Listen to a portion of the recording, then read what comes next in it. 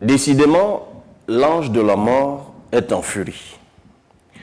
Nous en étions encore cette semaine à préparer les obsèques du cardinal Christian Toumi, que nous apprenions que Germaine Aïdjo s'en était allée, suivi du vice-président de l'Assemblée nationale, Madame la vice-présidente, l'honorable Mondio Alifaka, qui elle-même a été brutalement arrachée à la vie alors qu'il y a quelques jours, elle célébrait son anniversaire à Belfast. Mais la faucheuse ne s'est pas arrêtée là. Elle a franchi la frontière et a frappé le peuple frère, le peuple tchadien, lui arrachant sans ménagement son président de la République, le maréchal Idriss Déby Itno, mort au combat. Bienvenue, chers amis, à notre rendez-vous hebdomadaire. Le numéro 3 de notre chronique, c'est parti. Générique.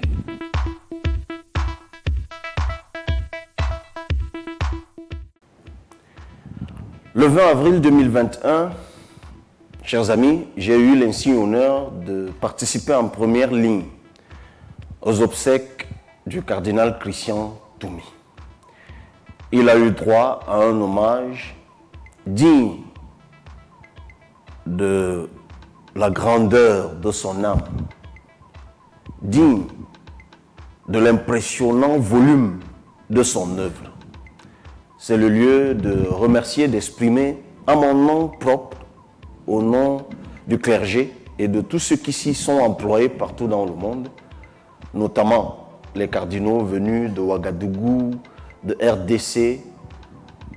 C'est le lieu, disais-je, d'exprimer ma gratitude à mon nom et au nom de tous ceux qui sont militants ou sympathisants du PCRN, notre gratitude pour des obsèques de ce niveau-là, qu'il repose en paix, confiant en cet avenir auquel il croyait pour le Cameroun, qu'il repose en paix, fier d'avoir mené le bon combat et surtout rassuré de ce que certains de ses engendrements spirituels, et j'ai la modestie d'en faire partie ou de m'en réclamer, poursuivront assurément son œuvre.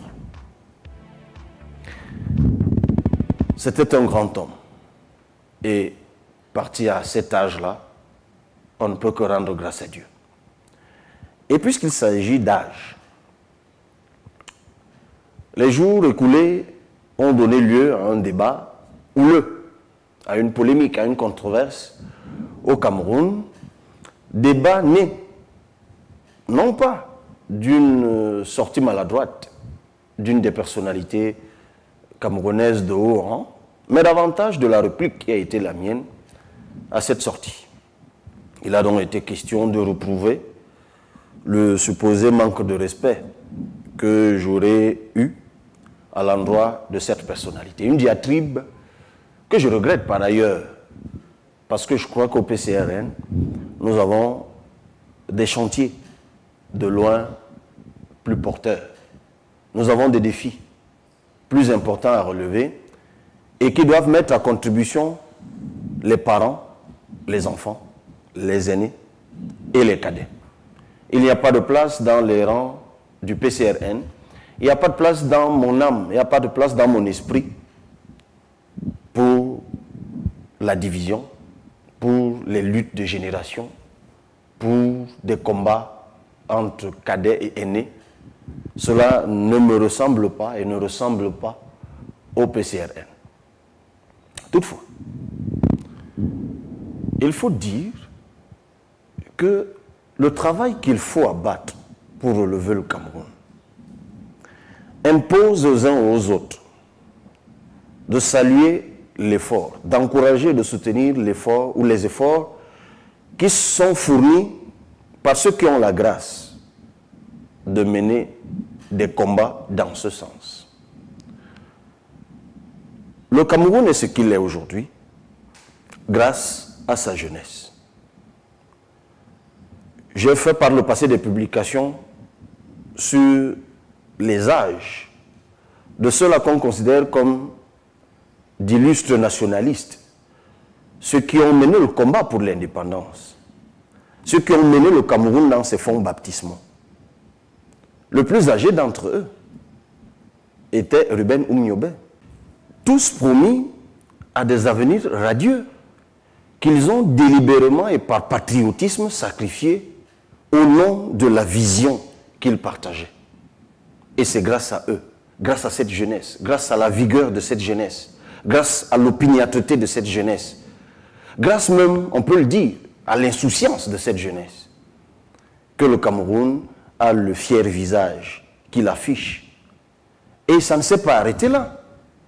Ceux-là qui ont eu la charge de diriger le Cameroun dès l'indépendance, ils étaient de la même tranche d'âge.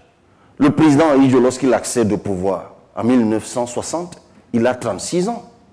Son troisième directeur de cabinet en 1967, qui, un an plus tard, cumulera d'ailleurs avec la fonction de secrétaire général à la présidence de la République, né en 1933, s'appelle Paul Biya. Il a 34 ans et 35 ans. En 1964, 4 ans après l'indépendance, le premier chef d'état-major de l'armée, Pierre Semengue, il avait 32 ans. Monsieur Zo Ekangaki, qui a 36 ans, en 1971, accède à la prestigieuse fonction de secrétaire général de l'OUA. C'était un Camerounais. Il était jeune. Pourquoi cette dynamique a-t-elle été brisée? Mais pour des raisons évidentes. Parce que certains ont eu la grâce de la longévité. Et ça, c'est même peut-être pas le plus grave. Mais ne se sont pas préoccupés à préparer leur relève. Mais on ne peut pas construire un pays en se privant de ce qu'il a de plus précieux, c'est-à-dire sa jeunesse. Parce que c'est le cas du Cameroun. Une jeunesse si entreprenante, si vigoureuse, si travailleuse, si intelligente, qui fait ses preuves partout dans le monde, contrainte pour beaucoup d'entre elles de s'exiler, regrettant au quotidien, rangeant son frein, espérant pouvoir s'investir pour sa terre patrie. Non. Cette jeunesse doit être soutenue, elle doit être encadrée. Il n'est nullement dit que lorsqu'on est jeune, parce qu'on a fait de bonnes études, on a la science infuse. Évidemment, non. Tout comme, à contrario, on ne peut pas dire que dès qu'on est vieux, on a un brevet d'expert. Pas du tout. Donc, le débat qu'il y a eu, cette passe d'armes, par personne interposée par ailleurs, et même directement, ne pose pas le problème du respect d'une génération vis-à-vis d'une autre. Parce que je partage totalement cette assertion qui veut que dans la cosmogonie africaine, dans la culture qui est la nôtre, que les aînés, que les cadets respectent les aînés, et même concèdent à leurs aînés des maladresses, quand même elles seraient inacceptables, injustifiées ou blessantes. En ce qui me concerne, je n'ai fait que ça, j'ai envie de dire, depuis que j'ai pointé mon nez en politique. En revanche, ce que je n'admettrai jamais, c'est la sorcellerie. Je suis donc, moi aussi, Camerounais. Je sais ce que c'est. Lorsque quelqu'un qui a le double de votre âge, ou un peu moins, et qui jouit d'une incontestable étoffe politique, et qui se prévaut d'une épaisseur sociale indiscutable, lorsque cette personne, dont la parole, à certains égards, fait foi, tient en votre endroit des propos destructifs, des propos qui visent à vous assassiner politiquement, eh bien je le dis pour moi, et je le dis pour vous, ceux d'entre vous, chers jeunes qui écoutez, ne laissez jamais cela passer. Au grand jamais. Parce que cela, c'est de l'assassinat politique. Parce que pour revenir au cas qui nous a préoccupés, la personne dont il s'agit, dans la même émission, avait été interrogée quelques secondes avant sur un autre acteur politique de premier rang, à propos de qui on lui demandait son avis. Et instinctivement, elle a répondu que si elle avait quelque chose à dire à ce congénère, parce que cette personne est de sa génération, elle le ferait en privé. Donc, elle s'est abstenue de tenir à son endroit quand même elle aurait eu des pensées malveillantes, de les exprimer publiquement. Mais lorsque quelques secondes après, on lui demande ce qu'elle pense de ma modeste personne, eh bien, elle se fond donc en déclaration inacceptable, visant quoi? À détruire le cadet que je suis pour faire place, je ne sais à qui. Mais, n'étant pas totalement idiot, on peut penser que si elle a été réservée vis-à-vis de l'un et qu'elle ne l'a pas été vis-à-vis de l'autre, elle veut forcément détruire l'un au profit de l'autre. C'est de la mesquinerie pure. Prosaïquement, c'est ça qu'on appelle de la sorcellerie. Et c'est inacceptable.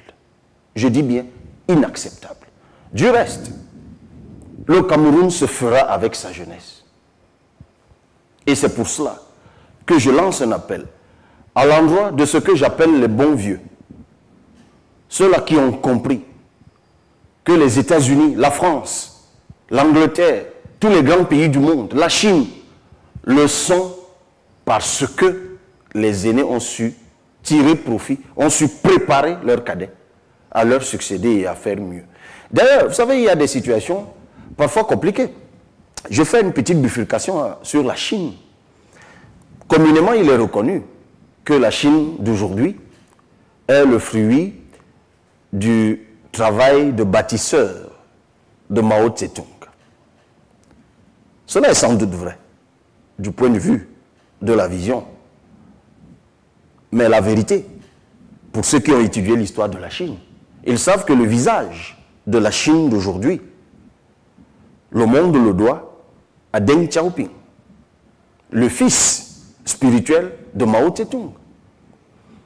Et ceux qui ont étudié l'histoire de la Chine savent que le désaccord qu'il y a eu entre le père et le fils a été tel que le fils, à un moment, a été complètement désavoué. Et que c'est même finalement à la mort de son père qu'il a pu poursuivre l'œuvre qu'il avait entamée aux côtés de son père.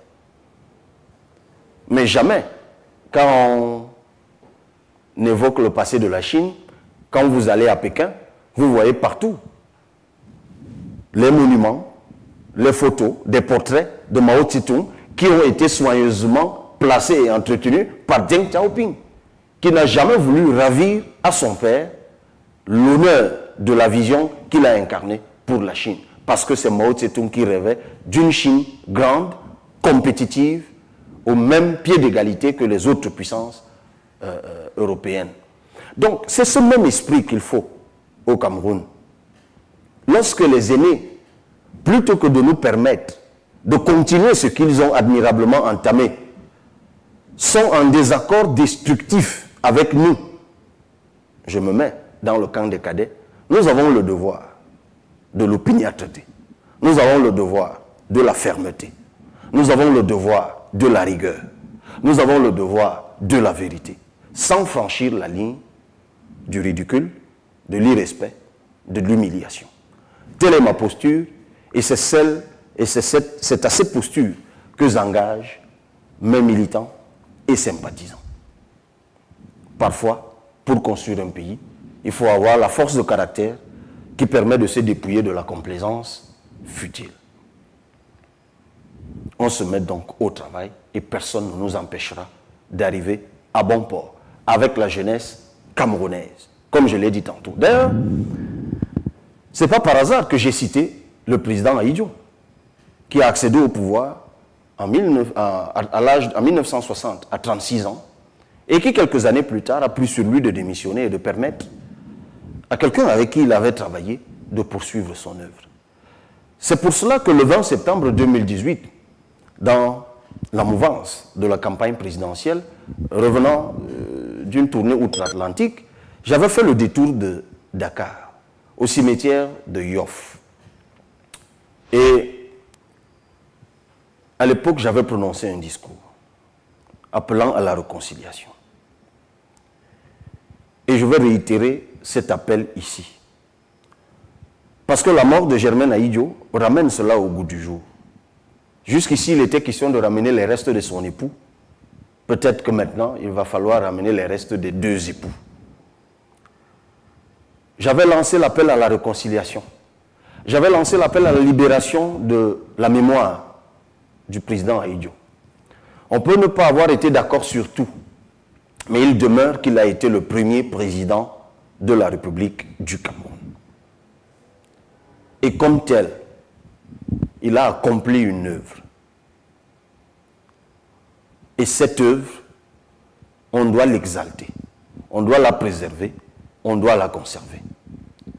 Moi qui suis allé m'incliner devant la tombe de Kwame Nkrumah à Accra, moi qui suis allé m'incliner devant la tombe de Martin Luther King à Atlanta,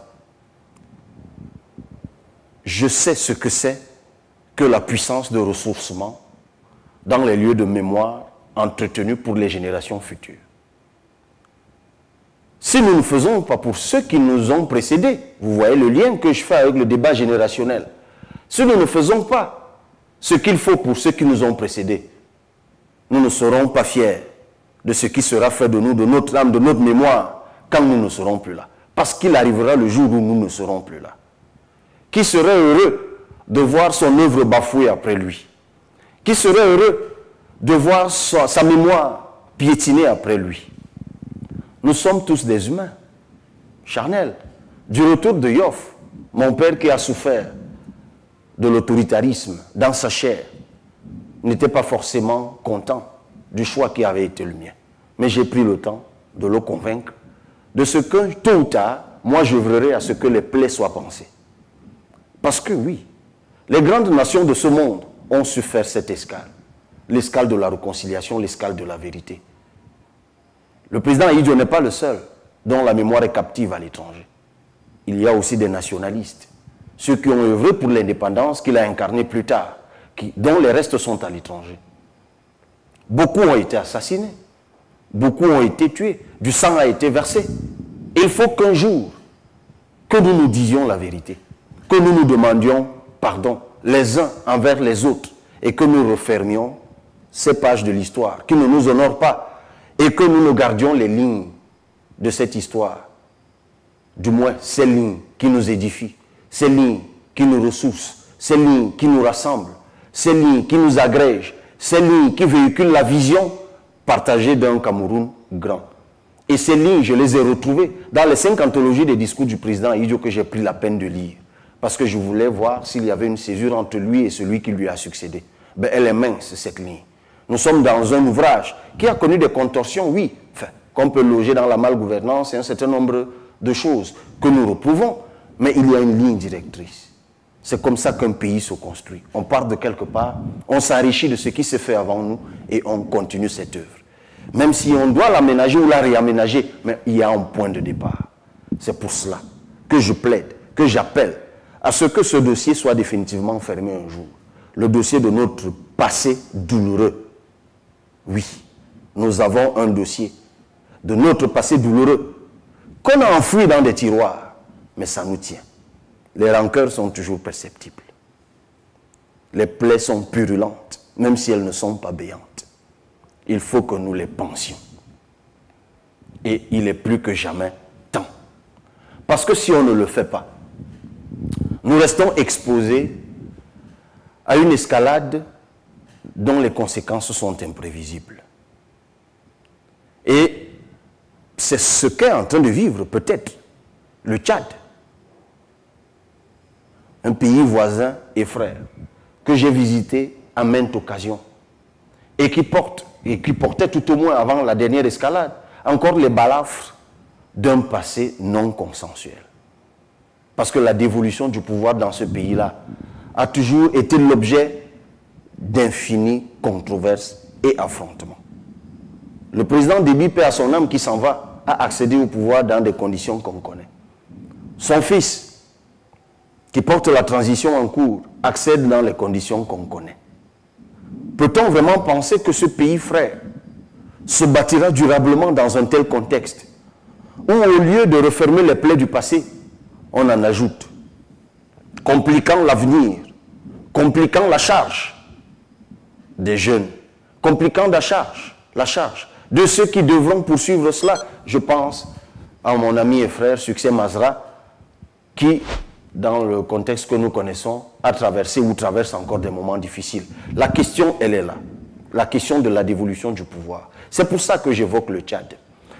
Nous avons adopté en Afrique en 2007 un texte bien connu, la Charte africaine de la démocratie des élections et de la gouvernance, la CADEC, dont le deuxième principe sur les 11 qui structure le texte constitutif est l'interdiction de l'accès au pouvoir par des mécanismes non constitutionnels. Nous vivons au Tchad d'une situation d'embarras. C'est perceptible.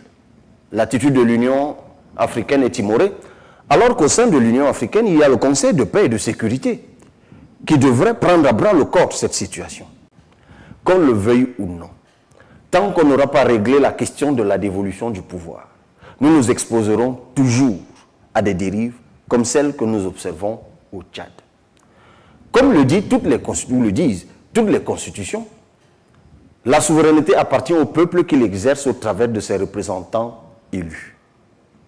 Mais lorsque le peuple a élu des gens qui, à un moment, se détournent du peuple, n'obéissent plus à la volonté du peuple, ne répondent plus aux attentes du peuple, ce peuple n'est pas moins souverain qu'avant. Il en est frustré. Il se recroqueville. Ça donne même une situation comme celle du Cameroun, où l'État étant devenu la propriété de quelques-uns, cela a fait le lien à la corruption, au mapartisme, à l'égoïsme. Chacun se bat comme il peut pour gérer son quotidien. Mais la vérité est que tôt ou tard, ce peuple finit par réexprimer sa souveraineté, soit en contournant les lois et règlements que ce sera taillé l'usurpateur, qui par le passé avait bénéficié de la confiance du peuple, soit alors en cautionnant le premier groupe armé qui passe par là. Et c'est ça qui justifie l'embarras que l'on peut observer dans certains pays lorsqu'adviennent des coups d'État, lorsqu'adviennent des soulèvements populaires, lorsqu'adviennent des attaques armées. Et ça parle au Cameroun. Nous avons la grâce jusqu'ici. Nous avons frisé. Nous avons frôlé en 2018. Mais que nous réserve l'avenir si le problème n'est pas réglé dans le fond? Lorsque récemment, nous avons mis avec le PCRN et d'autres partis politiques une plateforme pour proposer une révision du code électoral, que n'a-t-on vu et entendu? Le plus étonnant, c'est que certains estimaient que c'était inopportun et qu'il fallait attendre la veille des élections pour régler ce problème. Mais justement, il n'y a pas longtemps qu'au Tchad, on a révisé la Constitution. Le résultat aujourd'hui, c'est une crise même de gestion de la vacance. Parce que la nouvelle Constitution au Tchad prévoit que ce soit un vice-président ou à défaut le président du Sénat ou son vice qui, en cas de vacances, constatée par la Cour suprême, qui elle-même doit être saisie par le Parlement réuni en congrès. Mais évidemment, s'il n'y a pas de Sénat, il n'y aura pas de congrès. S'il n'y a pas de congrès, il n'y a pas de saisine de la Cour suprême. S'il n'y a pas de saisine de la Cour suprême, il n'y a pas de constatation de la vacance. S'il n'y a pas de constatation de la vacance, même le président de l'Assemblée nationale qui est là ne peut pas prendre le pouvoir. Résultat des courses, on se retrouve dans une sorte d'incertitude juridique qui ouvre la voie à la dérive militaire. Prions Dieu, et surtout, prions Dieu que ça se termine bien, et surtout que le Cameroun, qui est le leader de la CEMAC, puisse jouer son rôle, puisse exercer son leadership pour accompagner le peuple frère et ami du Tchad sur le chemin de la démocratie, pour que, enfin, dans ce pays, comme dans le nôtre, où je l'espère un jour, en espérant d'ailleurs qu'on n'arrive pas à ce niveau-là, que la volonté du peuple soit exprimée librement, soit respectée, soit honorée, pour une paix durable. Une fois que je l'ai dit, je vais adresser mes condoléances à la famille d'une collègue qui s'en est allée brutalement, je l'ai dit à l'entame de notre échange, honorable Emilia Monjoa Lifaka, qui était vice-présidente de l'Assemblée nationale depuis, elle est députée depuis 2002. Et il n'y a pas longtemps qu'elle et moi nous échangeons sur la crise anglophone, un sujet qui la tenait particulièrement à cœur, meurtri comme beaucoup d'autres Camerounais par cette situation intenable et incroyable qui a laissé sur le carreau beaucoup de nos compatriotes depuis 2016. Et on en avait longuement discuté, on était d'ailleurs arrivé, enfin, je suis parvenu à lui arracher la promesse qu'elle œuvre en sa qualité de vice-président, pour qu'à la session de juin, cette question soit inscrite à l'ordre du jour.